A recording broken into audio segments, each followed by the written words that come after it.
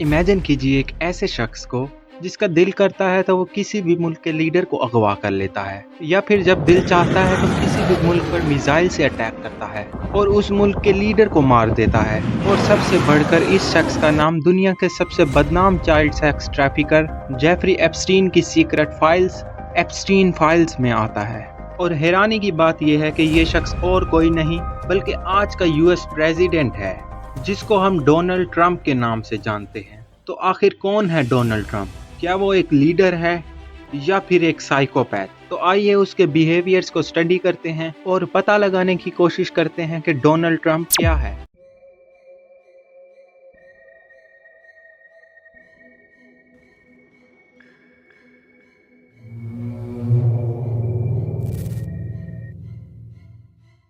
Trump के पहले behaviour की बात करें तो उसमें जीरो एम्पैथी है। एम्पैथी का मतलब आमतौर पे हमदर्दी के लिए इस्तेमाल होता है।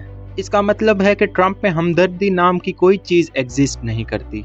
इसका अंदाजा इस बात से लगाया जा सकता है कि 2015 में ट्रंप एक डिसेबल रिपोर्टर के हाथों का मजाक उड़ाता है। रिपोर्टर को एक फिजिकल कंडीशन थी जिसकी वजह से उसके हाथ सही से काम नहीं करते थे, तो ट्रंप ने उसके हाथों की मूवमेंट को कॉपी किया, जिससे सारे लोग हंसने लगे। बाद में ट्रंप से पूछा गया तो इसके बारे में उसका ये कहना था, मैं डिसेबल लोगों का मजाक नहीं उड़ाता। I would never mock a person that has difficulty. I would never do that. I'm telling you, I would never do it. I would never do it. लेकिन इस बयान से पहले ही सारी दुनिया वो वीडियो देख चुकी थी। Written by a nice reporter. Now the poor guy, you got to see this guy. Oh, I don't know what I said. I don't remember.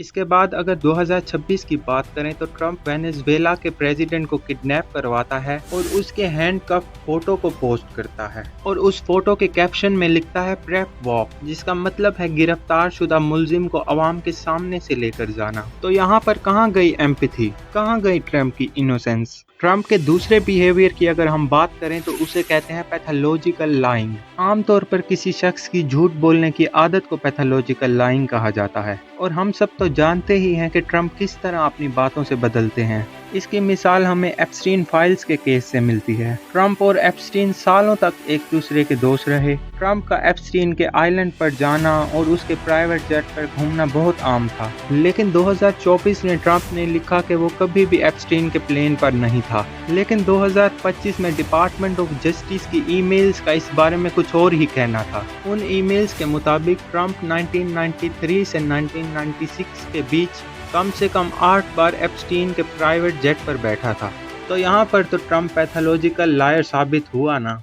Trump के तीसरे बिहेवियर की अगर हम बात करें तो वो मैलिग्नेंट नार्सिज्म है। इस सिचुएशन में इंसान पावर से ऑब्सेस्ड रहता है और दूसरों के दर्द में खुश होता है, और सबसे बढ़कर इस कैफियत में इंसान सिर्फ अपने बारे में ही सोचता है। और ये बात ट्रंप ने हाल ही में प्रूव की है जब उसने ईरान को धमकाते हुआ कहा a whole civilization will die tonight. इसमें ट्रंप का मतलब ये था कि एक पूरी कौम आज रात खत्म हो जाएगी। नॉर्मल लीडर्स ऐसी बात करने से पहले उसके असरात के बारे में सोचते हैं, लेकिन ट्रंप सोचता है कि ये क्लिप फॉक्स न्यूज़ पर कैसे चलेगा। A whole civilization will die tonight if a deal isn't made to reopen the Strait of Hormuz. Trump के चौथे बिहेवियर की अगर हम बात करें तो उसे इम्पल्सिविटी कहते हैं। इम्पल्सिविटी का मतलब है कि बगैर सोचे समझे या जज्बाती होकर काम करना, और आजकल तो ट्रंप सबसे ज़्यादा यही बिहेवियर ही शो कर रहा है। ज़्यादातर प्रेसिडेंट्स अपनी टीम के साथ डिस्कशन के बाद कोई काम करते हैं, लेकिन ट्रंप औरों के मुकाबले में उल्टा चलते हैं और जो दिल में आता है वो कर देते हैं। इसकी मिसाल हमें ईरानी मिलिट्री के लीडर कासिम सुलेमानी पर किए गए अटैक से मिलती है। इस अटैक से पहले ट्रंप ने ना कांग्रेस को बताया और ना ही अपने एलाइज को।